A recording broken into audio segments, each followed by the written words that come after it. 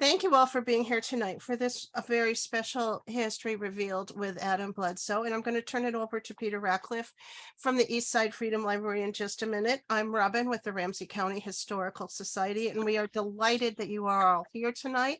And frankly, I think we're all very happy that we don't have to go out in the cold, and we can do this virtually. As mentioned, this program will be recorded and it will be up on our YouTube channels for the Ramsey County Historical Society and for the Eastside Freedom Library in a few days once we get that taken care of. Again, please put your questions and comments in the chat, and we'll read those out for Adam to answer after his formal presentation. The Ramsey County Historical Society would like to acknowledge the sacred Dakota land. Minnesota Makoche, the land where the waters are so clear they reflect the clouds, is the ancestral and contemporary homeland of the Dakota people.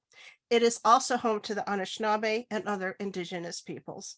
The Ramsey County Historical Society acknowledges that its sites are located on and benefit from these sacred Dakota lands. Ramsey County Historical Society is committed to preserving our past, informing our present, and inspiring our future. Part of doing so is acknowledging the painful history and current challenges facing the Dakota people, just as we celebrate the contributions of Dakota and other indigenous peoples. You can find our full land acknowledgement statement on our website, which again is www.rchs.com. And I'm really proud to say we have a brand new website, it also includes actionable ways in which RCHS pledges to honor the Dakota and other indigenous peoples of Minnesota and Makoche.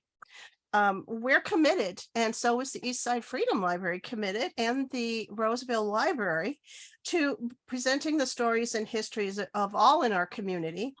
And we are pleased to bring you tonight's program, which is part of our Making Minnesota series, which explores the untold stories, histories, and experiences of some of the worldwide immigrant, African-American, and indigenous communities that make up Ramsey County, our most diverse county in Minnesota. So again, thank you all for being here, and I'm going to turn it over to Peter. Thank you, Robin, and I want to especially recognize your pluckiness, that you're not feeling well and yet you're with us tonight. Thank you so much for all you do. And thank you to our friends at the Roseville Public Library. I want to just mention that this series will be continuing in 2023. On January 12th, Walter Grayson, who is chair of the history department at Macalester College, will make a presentation about how we think about Dr. Martin Luther King Jr. In February, we will hear from Uhuru Williams, who's based at University of St. Thomas, and Uhuru and his colleague Mike Long will be presenting their new book about Jackie Robinson, Call Him Jack. And in March, we will be hearing from Bill Green and Bill's new book about the Minneapolis teachers' strike of 1970. So please follow our work on our websites. You can sign up for the Eastside Freedom Library newsletter through our website so that you can keep up with what's going on. We're really thrilled tonight to have Adam Bledsoe with us. Adam is an assistant professor of geography at the University of Minnesota. He is a native to the Twin Cities, grew up here, went to Dartmouth College for his bachelor's degree, University of North Carolina for his master's and PhDs, spent a little bit of time in Indiana before coming back here to Minnesota to teach at the university. He works on Black diasporic political struggles. And as we were talking before the program began tonight, he was saying that it can be challenging to be tracking and researching what's going on in Brazil at the same time that he's tracking and researching what's going on and has gone on here in the Twin Cities. So Adam brings a particularly, I think, rich perspective, rich in terms of the discipline of a geographer, rich in terms of having grown up here, and rich in terms of thinking of African American experiences and activism in a broad diasporic framework. So again, please feel free to put your questions and comments in the chat, and we will report them out to Adam after he's done with his presentation. And I'm going to shut up and turn off my camera and turn things over to Adam Bledsoe. Thank you, Peter. Thank you to the Ramsey County Library, our Ramsey County Historical Society, and the East Side Freedom Library for this opportunity to speak with you all. As Peter mentioned in that very generous introduction, I'm an assistant professor of geography at the University of Minnesota. I teach classes on a variety of things, including globalization, Latin America, and the African diaspora. And I was also born and raised here in the Twin Cities. So what I'm going to be talking about today is something that's very close, to me personally, very close to my heart, and is part of, some work that I've been doing over the past couple of years that I'm hoping to continue on and sort of intensify in the near future. And I'm going to be hopefully writing a book at the end of all of this work about the history of Black activism over the past century or so, which I understand is an ambitious project, but again, something that I feel very strongly about for reasons that will hopefully become clearer over the course of the talk today.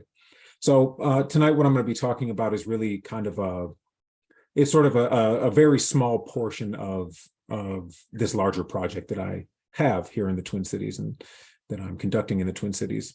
And I'm going to be looking, at just a couple of the cases that I have become aware of over the past few years in doing this work. I'm going to be looking at 20th century labor movements and their role in sort of helping sort of create this idea of Minnesota as a liberal or progressive state.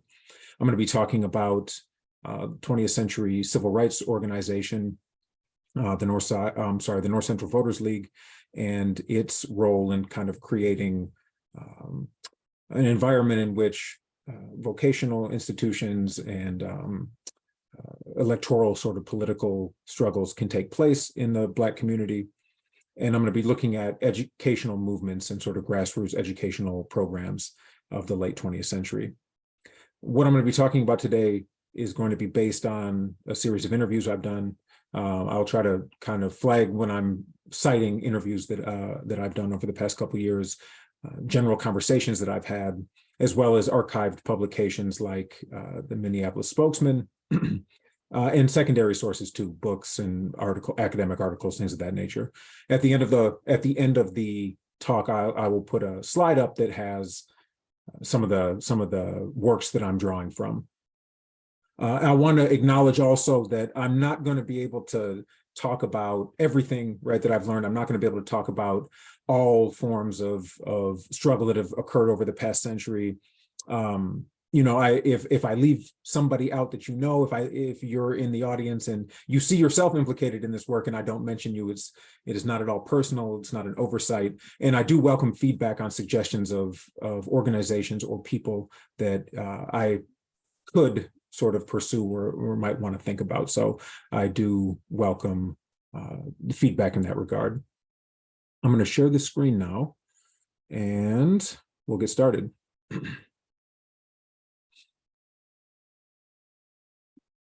Okay.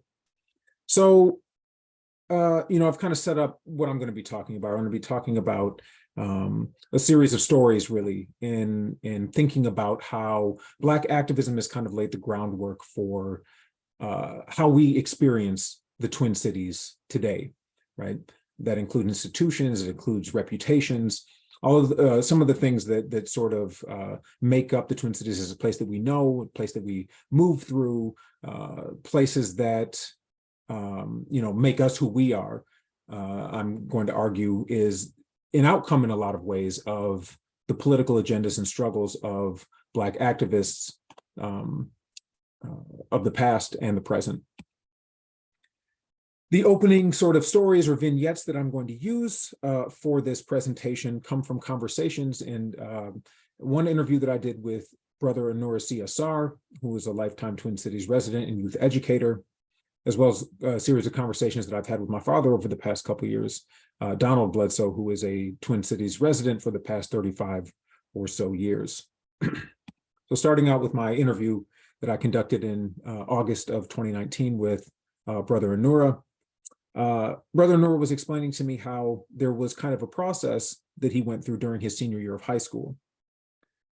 Quote, I was part of this program run by Katie McWatt at St. Paul Central High School called the Central Minority Education Program, or the CMEP. It was trying to get minorities, but primarily Black students, to really engage in school and get their education. One of the things they did was provide tutoring for upperclassmen, tutoring by upperclassmen. They would have field trips to different businesses so we could get exposed to different kinds of places. They would have summer programs where they would get us internships. I was in the program. My brother was in the program. I became a tutor. They really tried to promote Black academic excellence with your peers and keep you connected, end quote. He goes on to describe how one day he went into Mrs. Katie McWatt's office, right, the woman who ran this program, and she was in there with another elder, another community elder, and they were talking about the fact that the CMEP program would not be around the following year because it was running out of funding. Brother Noor went on to describe how his attitude towards that news was sort of, so what, why is this a big deal? And he says that Mrs. McWatt said to him, quote, without this program, you wouldn't have that scholarship, a scholarship that he had recently gotten at the University of Minnesota. You wouldn't have that tutoring job. All the support for all the other students, getting these opportunities, all that stuff may not happen if this isn't here. In our community, the Black community are the ones who went to the school board to get this program started. Brother Noor goes on to say, quote, it dawned on me that, well, shoot, I didn't do this alone. Yeah, I was an A student, but that's not being smart. What's smart is the whole community propelling you to this place. So I had an awakening there that said, okay, man, I've been a fool this whole time. I haven't been thinking about what the community is. That's when I actually figured out that I was part of the community, the Black community, end quote. So we see kind of this realization that Brother Noor had at a young age, right, 17, 18 years old, where he realized that the opportunities that he had, right, scholarship opportunities, job opportunities, was made possible by the efforts, right, of people like Mrs. McWatt and the wider Black community. Years later, I had a similar kind of realization while speaking with my father, Donald Bledsoe, about what I was learning doing this research that I'm talking about now. I sort of mentioned offhandedly to him that I had recently read about the MLK Scholars Program at the University of Minnesota, which is pictured in the upper left-hand corner here. I mentioned that I had recently found out that the program was an outcome of the 1969 Morrill Hall takeover, which is pictured in part in the bottom left-hand corner. And for those of you who are unfamiliar with this, the Morrill Hall takeover was in action in 1969, where a group of Black students took over Morrill Hall on the University of Minnesota campus and presented a list of demands to the university, including things like having scholarship funds for inner city students, having an African American studies program, getting kind of programming conferences and things like that put into place. And out of that takeover came the MLK Scholars Program, as well as the Department of African American and African Studies today. When I mentioned this to my father, he said to me, well, I was an MLK scholar when I was at the U. And I asked him, do you think you would you have come to the University of Minnesota from Milwaukee, which is where he's from, would you have come to the University of Minnesota if it hadn't been for the MLK Scholars Program? And he kind of laughed and shook his head and said, no, they had scholarship money that they offered me, and there was courses that kind of got me started in the university process, courses that we took as a group, as a cohort, which were basic courses in things like math, writing composition, and physics that the MLK Scholars cohort took together, a 1-hour class every day. He went on to say, that the MLK Scholars Program is really successful in the sense that from his own cohort, the program led to people getting degrees and jobs in actuarial science, engineering, business, in the medical field, and all of these things. But just knowing that, the MLK Scholars Program was so central to my father coming to the University of Minnesota really gave me pause and really made me recognize how important, right, the work of people like Horace Huntley, right, Marie Braddock Williams, Rose Freeman, John Wright, Warren Tucker, all of these people who staged the Moral Hall takeover, as well as all of the community organizations that supported them, right?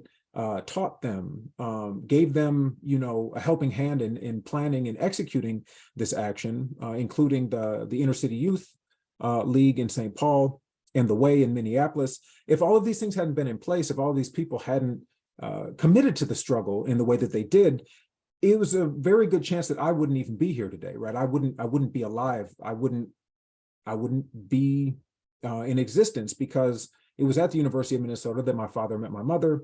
And if he had never come here, if the MLK Scholars Program hadn't been here and he hadn't come here, they wouldn't have had that opportunity to meet.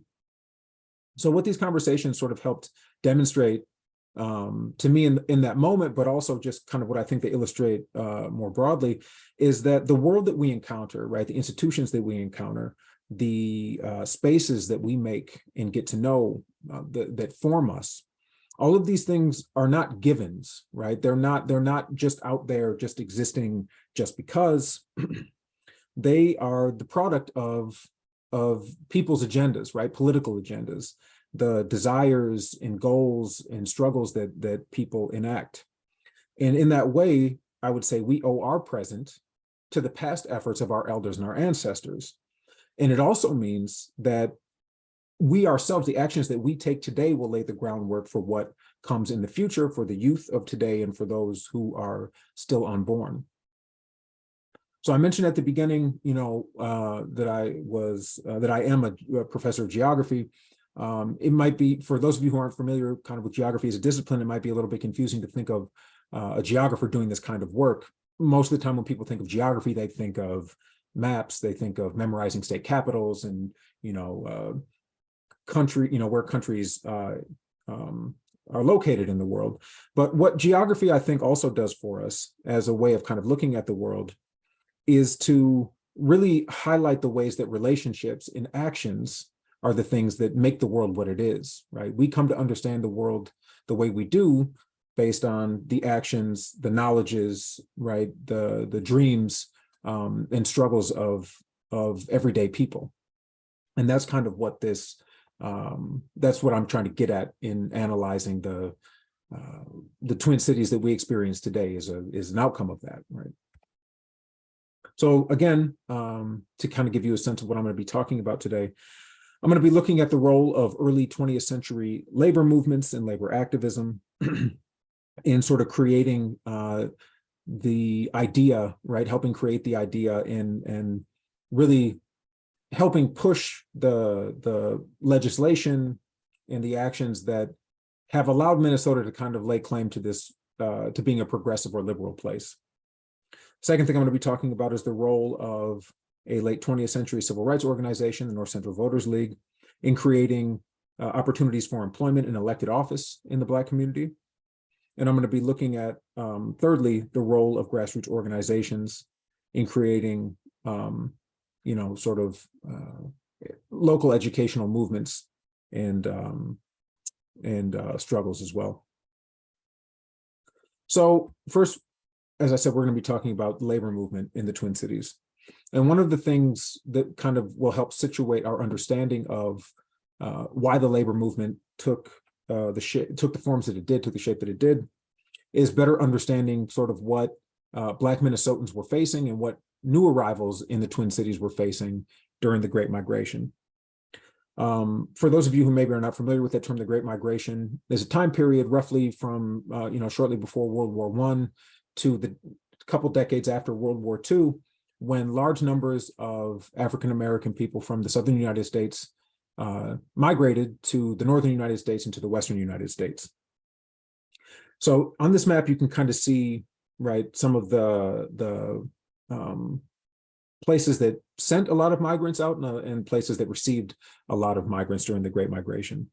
And what you see is that the Twin Cities is listed, right, in the two phases that are represented here.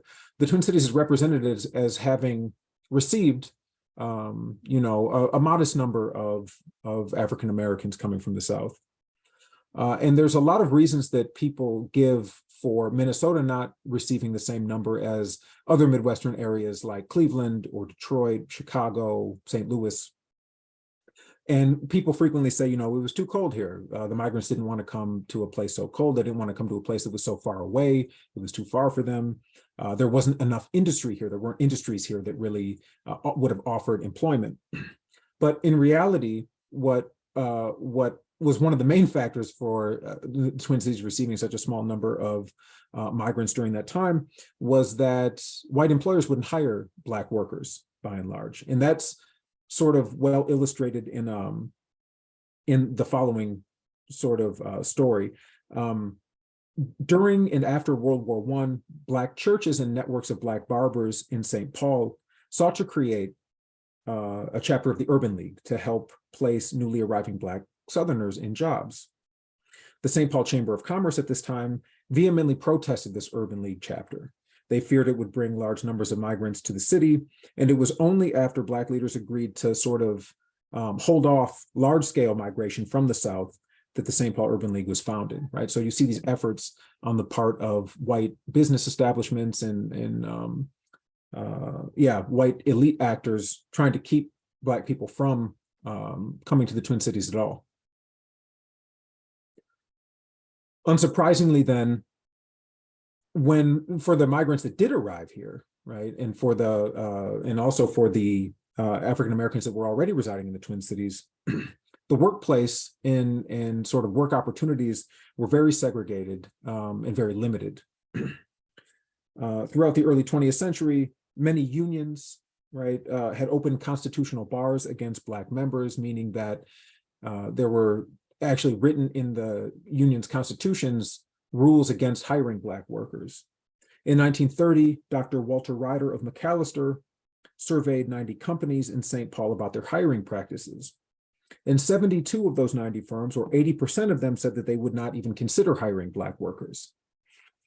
As a result of this, in St. Paul in particular, there were very, very limited options. And this was similar in Minneapolis as well, which I'll get to in a second. But there were few options for Black people to get work in St. Paul. Typically, they worked on the railroad, or they might work in meatpacking plants. We'll talk in about Minneapolis in a second, and about how hotels and restaurants were some of the other avenues of employment that were open. But jobs were hard to come by, and they were very, the conditions under which Black people were laboring at this time were also very difficult. Nonetheless, in the 1940s, right, while Minnesota's population was less than when Black Minnesotans made up less than 1% of Minnesota's population, by 1947, Black Minnesota activists had a central role in helping enact nationally unprecedented law in Minneapolis, which made Minneapolis the first city in the country to have a fair employment law banning racial and religious discrimination in employment. So we might ask ourselves, right, how did this relatively small number of people who face obvious obstacles, right, and very serious discrimination, how did they manage to push this progressive legislation? And the answer, probably unsurprisingly, is organizing, and in this case, particularly organizing in the labor sector. So as I mentioned, there were only a few jobs that were really open to African Americans in the Twin Cities at this time. Most common jobs for Black people in the Twin Cities were working on the railroad, often as a porter, working in meat packing houses. You could be a restaurant waiter, a hotel housekeeper, bellhop, right, or a hotel elevator operator, among a few other sort of domestic-oriented jobs. These jobs were severely underpaid. They had very brutal scheduling, very, very long hours without rest, and they carried with them explicit expectations of subservience, and thus led to lots of mistreatment and maltreatment in the workplace. All of this led to an overworked, underpaid Black working class that had few options for employment outside of these highly exploitative options. And it's worth noting that this was even the case for university graduates, right? Even if you had a degree from the University of Minnesota or from a university or college elsewhere, it was highly likely that even with a university degree, you might end up working on the railroads, right? This was considered a respectable middle-class job in the Black community because of the otherwise limited options that they had. And so these conditions pushed people to, as I said, organize, right? And one of the well-known examples of Black union organizing that took place in the early 20th century was the Brotherhood of Sleeping Car Porters. So the Brotherhood of Sleeping Car Porters was a fraternal organization that was officially formed in 1919 after many years already of organizing and struggle. And what they sought, what this national fraternal organization sought, was improved pay, better treatment in the workplace, and shorter, more reasonable working hours. In 1925, a Brotherhood of Sleeping Car Porters chapter was opened in St. Paul. Frank Boyd, who's pictured on the right here, was one of the main organizers of the Brotherhood. He worked closely with A. Philip Randolph, who was the national leader of the Brotherhood. And while Frank Boyd gets a lot of attention, understandably, because of the decades of work that he did in the Brotherhood, women also played a central role in the Brotherhood's organizing efforts. Across the country, but also in St. Paul, there was the foundation of what were called Colored Women's Economic Councils. This picture here is the Brotherhood's Ladies Auxiliary organization. And they would do things like help the local brotherhoods raise money. They would hold meetings at the homes of their husbands when their husbands were out working on the road to kind of throw off corporate spies who were trying to get a sense of who was organizing or who was trying to organize unions. They would raise funds for individual porter families, and they attended labor schools and leadership training. All of these organizing efforts, continued throughout the early 20th century, and by 1937, the Brotherhood had signed a labor contract with the Pullman Company, who made the railroad cars that they worked on. They gained a salary increase, a reduction of hours, and were able to establish a grievance process as well. And I want to highlight here that we're talking about decades of work here that people have put in, right? If they signed this contract in 1937, they were officially formed as a brotherhood in 1925. That's over a decade of organizing.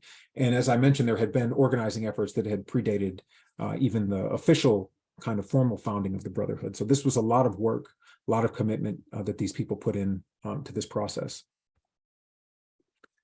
Shifting over to Minneapolis now, a lot of attention is given oftentimes to the hotel and restaurant workers in Minneapolis, who were, again, one of the few jobs that were available to African Americans at this time.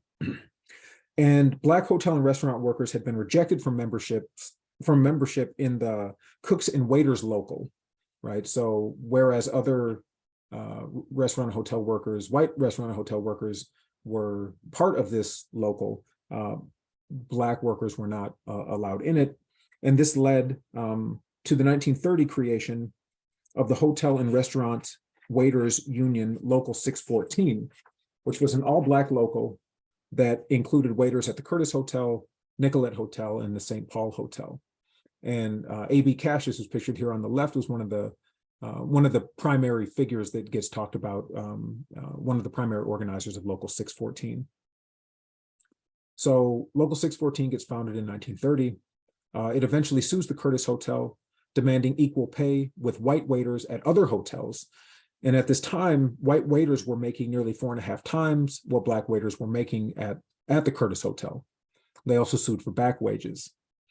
And in 1940, again, a decade after the local is formed, in 1940, the local won a $13,000 wage increase and $3,500 in back wages from the Curtis Hotel. At the same time that all of this is happening, at the same time that the Brotherhood of Sleeping Car Porters is organizing, at the same time that Local 614 is organizing, another local is founded in Minneapolis, Local 665 of the Hotel and Restaurant Employees International Union. This was the first integrated union in the state of Minnesota.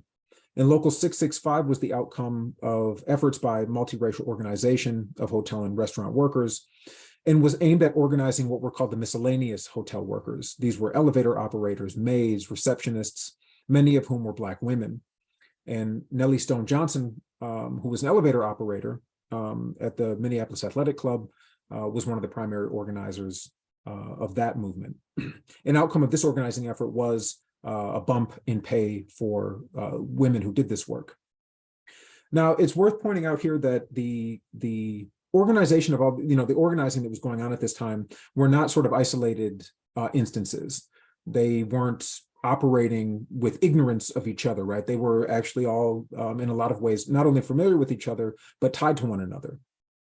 So, for example, Local 665, right, the Miscellaneous Workers Union was important and was understood as important and organized in part to aid Local 614's ability to negotiate with the Curtis Hotel, as it was believed that a unified workers' front in the hotel industry was necessary to secure the wage demands, the wage increase demands. It's easier to organize. It's easier to achieve what you're trying to do if you have a unified front, right?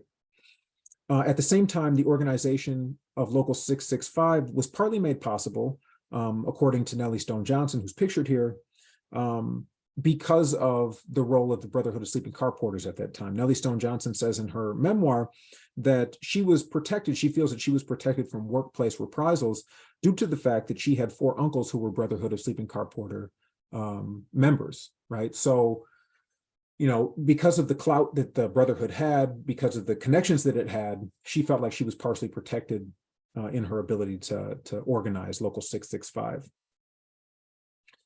So, these struggles on their own are really worth looking at, right? The wage increases that occurred, the relative improvement in treatment that workers achieved as a result of this organizing effort would come to play a large role in sort of laying the groundwork for the activists that I'm about to talk about in a moment here. It created networks, it created experience in organizing efforts, and it also gave people jobs that were really better. It improved it improved their life, right? To an extent that it allowed them to kind of organize and demand other things in the Twin Cities. So I mentioned Nellie Stone Johnson, right, who was a member and officer of Local 665. She eventually becomes part of the Central Labor Body in Minneapolis. And in 1938, she pushed the Central Labor Body to adopt a resolution in support of hiring minority women as teachers. Immediately after this, Minneapolis began to hire Black and Jewish women teachers in public schools. Johnson also worked closely with newspaper editor Cecil Newman, who was himself a former rail car porter. Together, they wrote pro-labor editorials in the Minneapolis Spokesman. They highlighted instances of labor discrimination in the city. And the efforts of, both of them together through their efforts also began to work with then Minneapolis Mayor Hubert Humphrey, right? So they had Humphrey's ear, and they pushed him on questions of labor, on questions of civil rights. And eventually in 1947, sort of thanks in part to the efforts of Johnson and Newman, again, both of whom were veterans of the labor struggle, they pushed Humphrey to pass legislation which made Minneapolis the first city in the United States with a municipal fair employment law. But it didn't stop there, right? This progressive legislation didn't stop there. And it actually sort of signaled what were later laws that were to come in the Twin Cities. So in 1955, Minnesota passed a statewide fair employment law. Right? This is 1955, so it was nearly a decade before the Civil Rights Act of 1964, and it even predated the Montgomery bus boycott. Beyond that, in 1961, through the efforts of activists like Dr. Josie Johnson, pictured here on the left, Katie McWatt, who I mentioned earlier, Matthew Little, pictured here on the right, and others, Minnesota became the first state in the country to pass a fair housing bill. Now, it's worth pointing, it needs to be pointed out here that Black women played a key role in this 1961 legislation that occurred at the state level. Right? Dr. Johnson played a very, very important role in getting that done.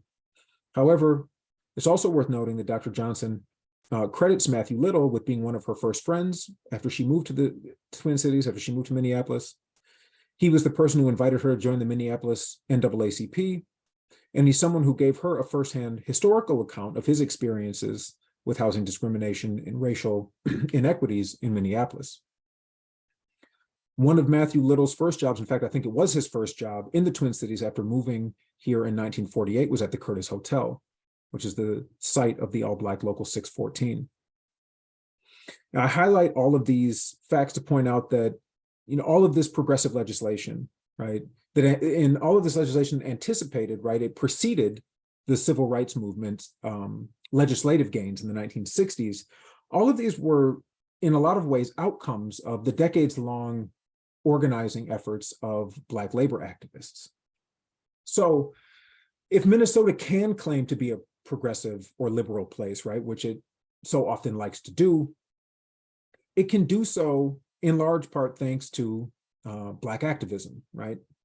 By organizing in their places of work, Black labor activists not only secured the higher wages and better working conditions that they needed, they also created networks and relationships that were then used, right, and served as sort of the springboard for the securing of legal gains in the realm of things like housing and labor. Shifting now to the second sort of case that I'm going to talk about, we see a continuation of the labor movement in the civil rights struggles of the 1960s. One of the organizations that really clearly embodies these connections, right, and also laid the groundwork for the Twin Cities that we know today is the North Central Voters League in St. Paul. The North Central Voters League was a community-run institution founded in November of 1963 by Ray Hill, Lester Howell, David Williams, James Thomas, and Robert Anderson. And the North Central Voters League saw itself as an extension of St. Paul's Black community. Taking a quote from Ray Hill from a 1966 issue of the Minneapolis Spokesman, he says, "These are our people. We are part of them. We know their problems. We want a program of and for the people." Elder Mahmoud El-Khati writes in the St. Paul Almanac that the League was staffed mostly by people of working class backgrounds. And while they came from a variety of occupations, a disproportionate number had backgrounds in the railroad industry, right? Which is to say, many of them would have been Brotherhood of Sleeping Car Porter members. In this way, the Brotherhood, which had such a large role in the labor activism of the decades prior, continued, right, to have an important role in the Black Twin Cities and in the Twin Cities generally. The services provided by the League were expansive, and there were many of them. They worked for voter registration in the community. They implemented community-level surveys aimed at facilitating social services. They pushed for educational opportunities for those that had been, pushed out of school or sort of discouraged from continuing their education. They provided daycare services for children ages 3 to 6. They held health clinics, vocational training. They had a community library, and they facilitated assistance with daily domestic necessities, among many other services. Tonight, I'm going to focus on two specific things that they worked on. One is the role that they played in sort of helping start the Twin Cities Opportunities Industrialization Centers, or the TCOIC, and the League's contributions to the emergence of what I might call a Black electoral political class in the Twin Cities. And again, these are things that continue to have a presence in more than one way in the Twin Cities today. So in the summer of 1966, the Minneapolis Interdenominational Ministerial Alliance announced plans to create the Twin Cities Opportunities Industrialization Center, or TCOIC. From here on out, I'll refer to it as the OIC. This was to be a vocational program dedicated to training an inner city workforce. It was sort of the brainchild of 3 Black clergymen from Minneapolis: Reverend James Holloway of Zion Baptist, Reverend Stanley King of Sabathani Baptist, and Reverend Lewis Johnson of St. Thomas Episcopal. They proposed the OIC program in the Twin Cities after having visited and gotten to learn about a similar program in Philadelphia at the time. And from its very beginning, right, the OIC program counted on the support of the League, of the North Central Voters League. And the ministers that helped organize this said this explicitly in the spokesman, the Minneapolis spokesman. By September of 1966, the OIC program had a board of directors. It had an executive director, and it had the support of local corporations like Northern States Power, Honeywell, and Prudential Insurance. It had plans to be, quote, a skill training center especially directed towards providing minority groups with free vocational training, although it would be open to anyone regardless of race. As the organization took shape, the OIC's steering committee met with the staff of the North Central Voters League to work out how they could have a cooperative relationship together. Part of this relationship involved the North Central Voters League holding public meetings in its headquarters on Eigelhart Street to help spread awareness of the OIC program and its potential benefits. That particular meeting brought out a number of people from the St. Paul community. It introduced a lot of people to the OIC staff members, and it drummed up support in a lot of different ways. Cecil Newman would point out in 1966 that in part because of the North Central Voters League's assistance, more than 1,000 signatures from St. Paul residents supporting the OIC program had materialized. There was financial support from the St. Paul community, including a cash gift from the auxiliaries of the Mount Olivet Baptist Church in St. Paul. Further efforts included the North Central Voters League working along with a number of other organizations to help conduct a skill survey in the St. Paul community in an effort to better determine the critical needs of residents so that various training programs can be created to fill that need.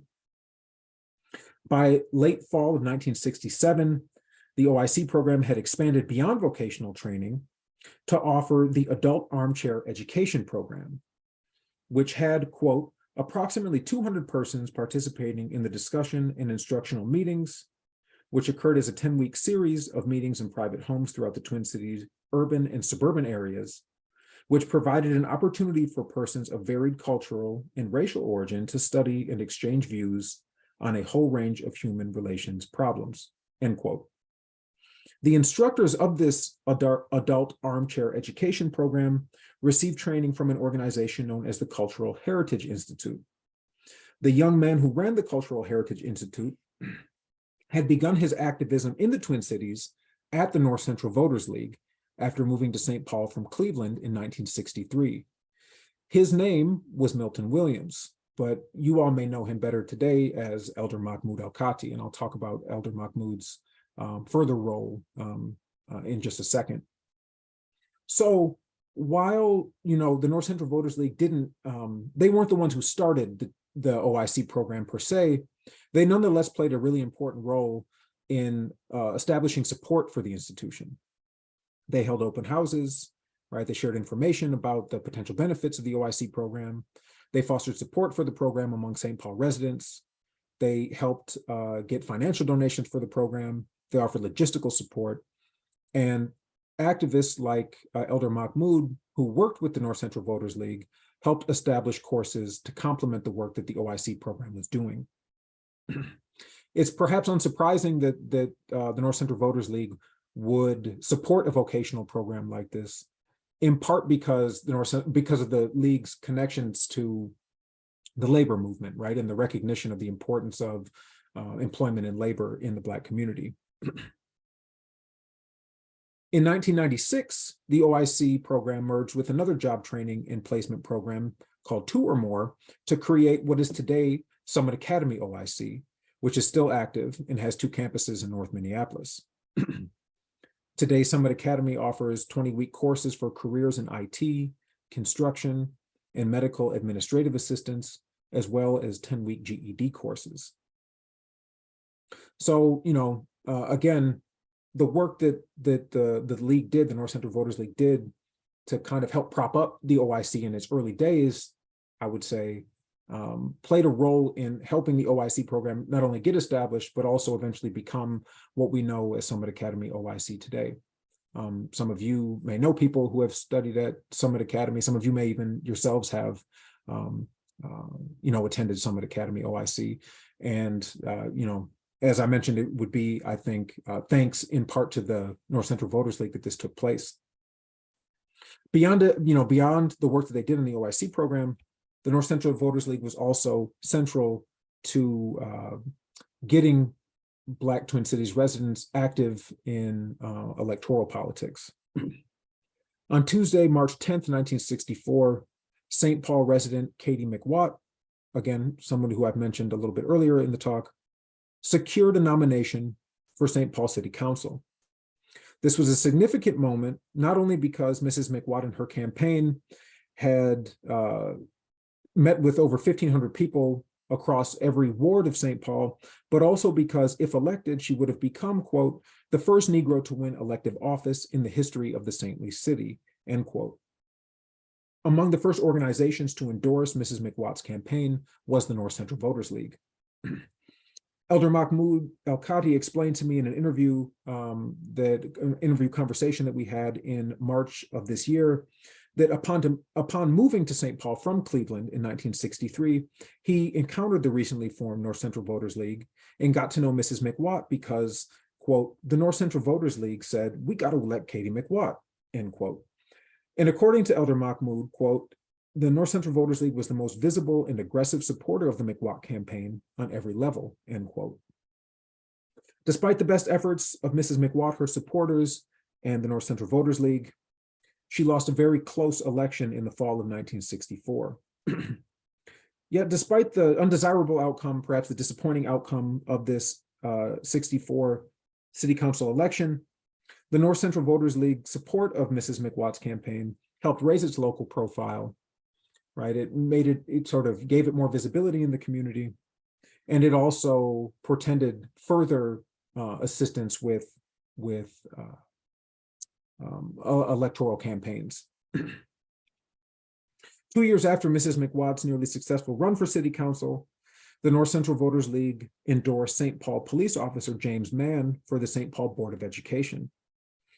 On March 24th, 1966, Mr. Mann announced the formation of the Citizens for James Mann Committee. Ray Hill, who was then president of the North Central Voters League, acted as co-chair of the committee, while Katie McWatt coordinated the volunteer committee for Mr. Mann's campaign. The first public rally held for Mr. Mann's candidacy was held at the North Central Voters League headquarters on Eaglehart Avenue. Like Mrs. McWatt, Mr. Mann's campaign was ultimately not successful in gaining election. However, I would argue that I don't think that the fact that neither Mrs. McWatt nor Mr. Mann were elected, I wouldn't consider that a failure per se, right? And this is evidenced again in what Elder Mahmoud teaches us when he says in a write-up that he has in the St. Paul Almanac that Mrs. McWatt's campaign represents the beginning of the continuum of African-American candidates running for city council. I would perhaps carry this argument a little bit further and say that both Mrs. McWatt's and Mr. Mann's candidacies represent the first step in what has become a well-established tradition of Black Twin Cities residents seeking and securing public office. If we think about current St. Paul Mayor Melvin Carter, or former Minneapolis Mayor Sharon Sales Belton, and the large majority of the current Minneapolis City Council, I would say that all of these people are inheritors of the efforts of people like Mrs. McWatt and Mr. Mann, and organizations like the North Central Voters League. The League, among other individuals and organizations, played an important role in making both Mrs. McWatt and Mr. Mann viable candidates and raising their profile as candidates. In doing this, the League, along with Mrs. McWatt and Mr. Mann, carried forward the ethic that we've already seen from the Brotherhood of Sleeping Car Porters, the hotel and restaurant workers, to really insert sort of the interests and the demands of Black Twin Cities communities into mainstream organizations. Shifting to the third and final portion of this talk, in addition to the assistance that they gave to the OIC program, in addition to the work that they did with Mrs. McWatt and Mr. Mann, the North Central Voters League also played a role in what is at this point an almost 6 decades long intellectual career of Elder Mahmoud El-Kati. Again, taking a quote from an interview that in a conversation that we had in March of this year, Elder Mahmoud says, quote, "I'm pretty sure I was the youngest guy in the thing after it got started." This is in reference to the North Central Voters League. "I was in my 20s. He goes on that the North Central Voters League was the first organization to help him set up his Black history classes. Quote, "They opened the Hallie Q. Brown Center and went to Miss Anque and said, 'Can we have space to teach Black history?' That's how I got into this thing. They did that. Next thing I know, I was at this church, that church, that church. They're the ones started my little excursion, little trek in the Black history experience." People who are at all familiar with Elder Mahmoud's ongoing legacy will appreciate the profound importance of the start, right, of the North Central Voters League helping him get his start in Black history education. I don't think I'm overstating this or being hyperbolic when I say that Elder Mahmoud is perhaps one of the most prolific teachers and scholars in the state of Minnesota today. I can't begin to start, explaining all of the contributions that he's made in the community. But what I do want to talk about in this section is the role that he played and the importance of, ultimately, the Asili Institute. Elder Katie Sample, better known as Mother Katie, explained to me in June of 2019 how in 1987, quote, "there were some women who had asked Elder Mahmoud to teach a class about African women. And he said, 'Oh, Katie, I want to invite you to this class.' So I went, and we finally named it Asili, and every Saturday we'd come together. Mahmoud would give a lecture teaching about Africa, and then we would have speakers, and whenever important people came to town that we could bring to our Saturday morning meetings, we got together," end quote. Per its own institutional definition, Asili Institute for Women of African Descent was an, quote, "organization whose purpose is to disseminate knowledge and information by and about women of African descent in the context of history and culture, to raise the level of self-awareness of women of African descent by structuring a deliberate learning system to achieve this end. This learning must serve to advance the process of self-definition, self-respect, and self-determination," end quote. Meeting in the Pillsbury United Neighborhood Services Oak Park Center in North Minneapolis, Asili offered courses on a range of topics, including African spirituality, African family structure, and a broad reflection on African and diasporic movements around the world and US. Brother Anura writes that, quote, "This endeavor became a 5-year-long 1987 to 1991 community gathering and class," end quote, and led to those involved to take on their spiritual, cultural purpose of leading and educating our community and nation. Mother Katie further explained how, quote, "Asili was a big inspiration for me to do something. Out of that, I said, I can't listen and learn all these things and not use it for the good of the community and the children," end quote. The inspiration and camaraderie and knowledge that the Mother Katie experienced with Asili led her to create the African American Academy for Accelerated Learning, or AAAL, started in 1988, which offered Afrocentric weekend and summer classes, organized education conferences that were national events in their own right, and held Kwanzaa holiday celebrations for over 20 years. It's also worth noting that AAAL is in the process of restarting, right? So this is not something that is over by any means. AAAL classes brought together students from across the Twin Cities and taught, among other things, African dance, African drumming, storytelling and theater, African-inspired fashion courses, art, and language arts. The summer program would culminate with a final program where students would present what they learned to the community and to their parents. The organization also helped organize multiple trips to the African continent for students and their families. So this is a very important, very long-standing, a very successful program, but it by no means was the only program that came out of the Asili program. Brother Anura was both a participant in ASELI as well as one of AAAL's early teachers. Today, he runs Imhotep Science Academy, which is a K-8 science program. I'll read a quote from the interview that we did in August of 2019. He said, quote, Imhotep was always run by volunteers, supported by a Black institution. When we first started, it was a Saturday program. Sometimes it was after school, but all of our instructors were volunteers from either the community or from a college campus. We always had 3 to 4 classes. The classes that were always there were history and science. One of our classes that happened almost all the time is capoeira. That kind of became the third leg to break up all the academic-y stuff. We're heavily based on experiential learning, so the field trips were critical. We'd go to national science fairs. We organize our own local science fair for Black students, but then we're part of a national network called the Council of Independent Black Institutions, which had a whole bunch of other independent schools where we have a national science fair every April. We'd go from Pasadena to St. Louis, Detroit to DC to New York to Philadelphia, and we've produced a lot of scientists. A lot of them are medical doctors, medical researchers. There's a lot of people that have gone into the sciences or technical fields. It's project-based, so they learn the scientific principles while they're developing something practical or useful for the community. It was kind of like we had our own little system to help them enjoy and love and have a passion for science, besides it just being a simple class on something like physics. It was more integrated in terms of how it actually is done in the real world. If there's a problem, let's figure out how to do it, and here's what we have to know to do that, end quote. Among the other organizations that emerged from ASELI participants and continue in the present are the Pan-African Student Center at Augsburg College, the Cultural Wellness Center in South Minneapolis, International Kepron Institute, and Papyrus Publishing.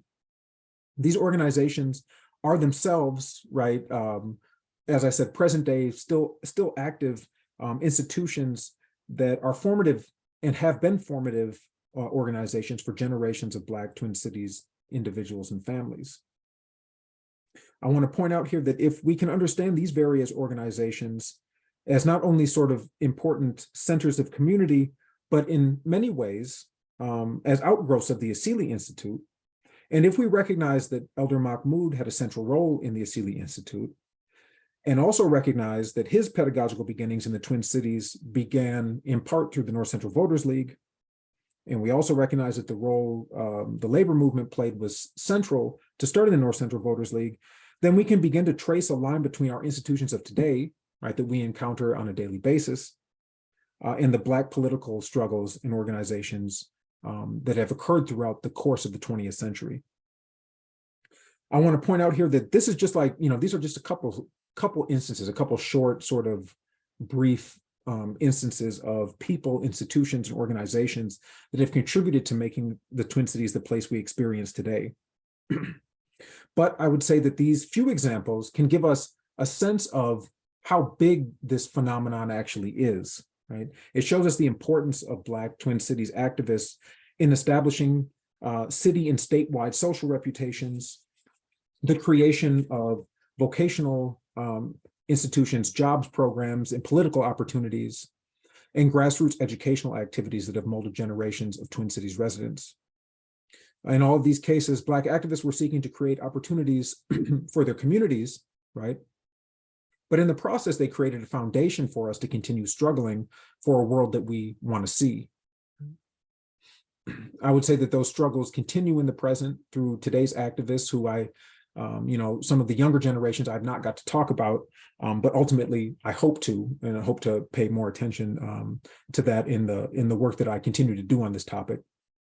So I'm going to end there. I'd like to close by giving a big thank you, to my father, to Brother Anura for all of his help with this, Elder Mahmoud, Mother Katie, Dr. Josie Johnson, everybody who's come before me, who's made it possible for me to do this work, to think about this, or to even, as I said at the beginning, even be here as a person physically living today. You all did that. And so, I would take this as a call for us to keep that in mind as we continue to do the work that we think is necessary and create that future for those who come after us. So thank you, and I look forward to your questions and comments.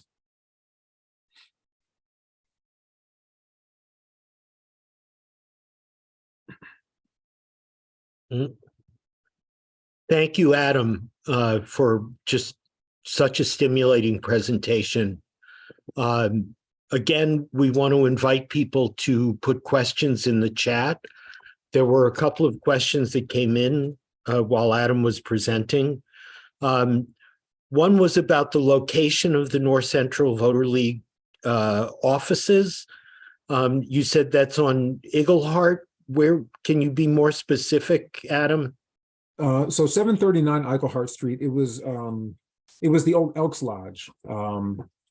So I don't know if that helps situate where. So, and that would be the Black Elks. Right, correct. And so, which leads me to say one of the things that you did not talk about were the presence of African-American mutual benefit organizations, fraternal organizations, so organizations like the Elks. Right. Are you looking at those kinds of organizations also? Absolutely. That was something that I was surprised about. It wasn't something that was on my radar previously. I had conversations with Professor John Wright, and that was something that he frequently talked about is, when his family moved to the Twin Cities, and the fraternal organizations that they were a part of. And so that kind of put it on my radar as far as that being a thing. But in going through the old issues of the Spokesman and the St. Paul Recorder, I mean, they played a huge role, in the social scene, in the political scene, job opportunities, all of that kind of stuff. So I didn't talk about that, but that is definitely something that I'm going to look more into, because it was ubiquitous. It was a thing that was really big at the time. And that reminds me of the Wheels, and as an organization of retired African-American railroad workers, okay, who played bid whist, and the cooks continued to cook, and there it was right on Concordia in the heart of the community. Okay. Have people talked to you about the Wheels? I have not heard of them, no. Wow. Things, Peter, so I appreciate it. Wow. I haven't heard about them yet. Yeah. So and at some point the club closed, but it continued to function well into the 80s, if not even into the 90s. So, and someone else asked in the chat, what about Spike Moss? Have you talked to Spike? Have you been hearing about Spike from other people? I've heard a lot about him. Again, somebody that I grew up listening to on KMOJ, and all of that. I haven't gotten a chance to meet with him yet. But in the other things that I've read, right, about the Way, about the City Inc., about, a lot of the sort of earlier activism around policing and police violence and things like that. He's figured very prominently in all of those stories. So again, somebody that I hope to talk to in the future. Great. And then there was also a question about, which you started to get into towards the end of the talk, about the continuing impact on activism today. And I wonder, is there a little bit more, can you draw a line to Black Lives Matter or to, other organizations that have been working around George Floyd Square, and seeing these connections, even familial connections? Yeah, so that's, the way I've kind of tried to do this thus far is to make sure that I have conversations and kind of get a sense of what the elders did, who, the elders who are still around and can speak to this firsthand experience, because you never know. You never know what's going to happen, right? And how long you'll be able to have those conversations. So I would say that, as a result of that, I have not gotten as deeply into kind of the, Black Lives Matter, Black Visions, MPD, all of those organizations. But I will say that I realized a year or so ago that some of the older people who are affiliated with Black Visions and MPD 150 themselves grew up in spaces like the Way, right? So the Way is born out of a lot of things that were going on in the 1960s. But Elder Mahmoud was a part of the Way. Elder Verlina Madekeke was Right. a member of the Way, and so I think the kind of sense of community that was cultivated there has propelled people to subsequently do that work that they're continuing to do today in organizations like Black Visions. The familial question is an interesting one, and I haven't been able to pin that down yet with current activism, but I think that probably has more to do with my frankly lack of knowledge about sort of the intricacies of the work being done right now. But you can think of somebody like Setu Jones, right, and Right. the influence that he's had on the current art movement. Right. When Setu visited one of my classes a year or so ago, one of the things he said was, he sees himself as really coming out of kind of the Black Power moment in the 60s and 70s. So I think I think there are plenty of connections there that are the stories there to be told. I just have to. Right. Yeah, no, it's great. I mean, and on the familial front, something that occurred to me as you were presenting is that Katie McWatt's mother-in-law was national president of the Ladies Auxiliary of the Brotherhood of Sleeping Car Porters. Right. So I mean that's a very strong. Yeah, she's in that picture. That Carrie McWatt is in that picture. Yeah. There's another question taking you back to the beginning of the talk about the Great Migration and other thoughts about why it was not such a significant force here in the Twin Cities compared to Detroit, Pittsburgh, Cleveland. Yeah, I mean, I think so. Some of the, I kind of started out by saying there's several explanations that kind of circulate about why the migration flows weren't that great. The lack of something like really heavy industry might be one of those reasons, right? But I also think what I said ultimately, the fact that this was not a place that was receptive or friendly to Black people was also part of that.